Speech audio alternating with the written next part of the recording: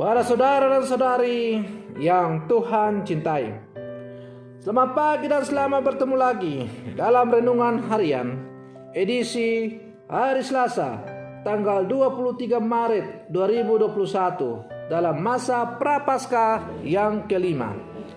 Mengawali hari yang baru ini, kita hendak mendengar dan merenungkan sabda Tuhan. Marilah sebelum kita mendengar dan merenungkan sabda Tuhan, kita berdoa.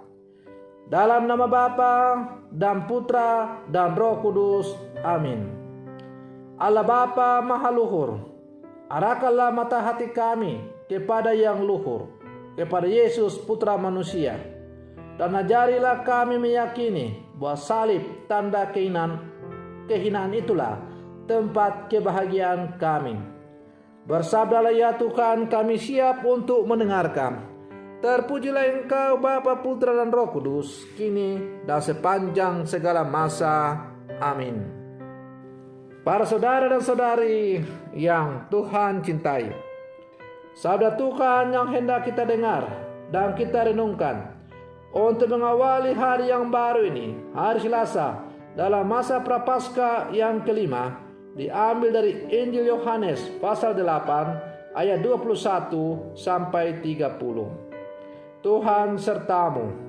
Inilah Injil Tuhan kita Yesus Kristus menurut Santo Yohanes. Sekali peristiwa, Yesus berkata kepada orang banyak, "Aku akan pergi dan kamu akan mencari aku, tetapi kamu akan mati dalam dosamu.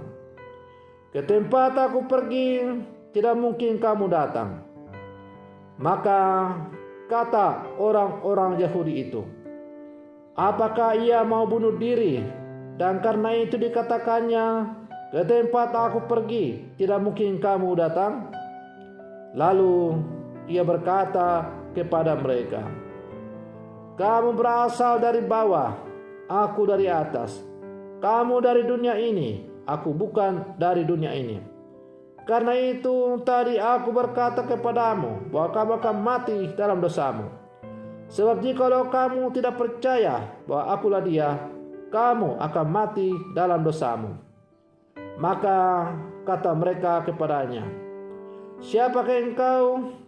Jawab Yesus kepada mereka, "Apa gunanya lagi aku berbicara dengan kamu? Banyak yang harus kukatakan dan kuhakimi tentang kamu. Akan tetapi Dia yang mengutus aku adalah benar, dan apa yang kudengar daripadanya, itulah yang kukatakan kepada dunia." Mereka tidak mengerti bahwa ia berbicara kepada mereka tentang Bapa.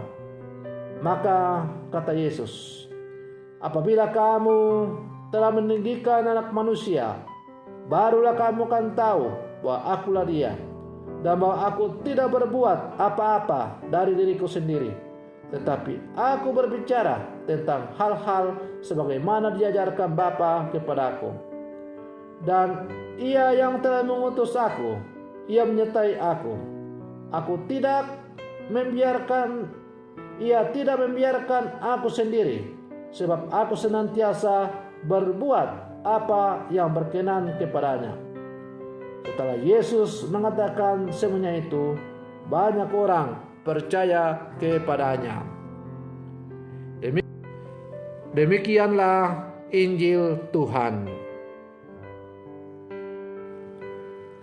Para saudara dan saudari yang Tuhan cintai, kamu akan mati dalam dosamu. Sebab jika kamu tidak percaya bahwa akulah Dia, kamu akan mati dalam dosamu. Menolak Yesus berarti menolak kebenaran dan keselamatan yang ditawarkan oleh Allah. Maka kalau Yesus mengatakan bahwa kita akan mati dalam dosa, itu adalah karena kita tidak mau percaya dan menolak Yesus yang telah diutus ke dalam dunia sebagai juru selamat untuk membawa kembali manusia ke jalan yang benar. Karena karya keselamatan dan penebusan dosa hanya terjadi dalam diri putranya, Tuhan kita Yesus Kristus. Para saudara dan saudari yang Tuhan cintai, sekali lagi saya tegaskan bahwa kalau kita menolak Kristus, berarti kita tidak mau hidup dalam keselamatan yang telah ditawarkan Allah sendiri kepada manusia. Penolakan kita atas penawaran keselamatan itu terjadi ketika kita terperangkap dalam nafsu-nafsu kedagingan kita. Kita lebih suka hidup dalam kegelapan dosa. Kita lebih suka menghidupi apa yang ditawarkan oleh dunia ini. Ketika terjadi pertentangan antara tawaran yang ditawarkan oleh dunia dan tawaran yang ditawarkan oleh Allah, maka kita lebih suka memilih apa yang ditawarkan oleh dunia. Memang apa yang ditawarkan oleh dunia pada awalnya itu kelihatan akan menarik dan menyenangkan, tapi akhirnya akan membawa keselamatan. Sebaliknya tawaran yang ditawarkan oleh Allah sungguh-sungguh membuat kita harus berkorban memikul salib.